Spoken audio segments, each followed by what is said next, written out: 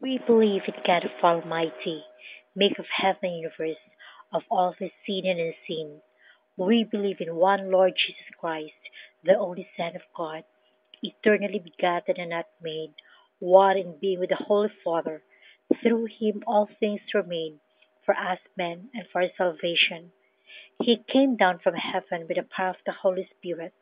He was born of the Blessed Virgin Mary, God our Mother, and became man. For his sake he was crucified. He suffered, died, and was buried. On the third day he rose again in fulfillment of the Scriptures. He ascended into heaven and is seated at the right hand of God the Father. He will come again in glory to judge the living and the dead, and his kingdom will have no end.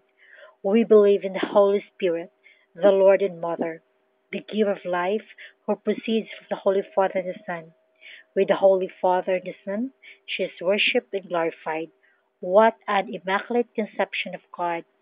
She has spoken through the prophets, saints, and martyrs.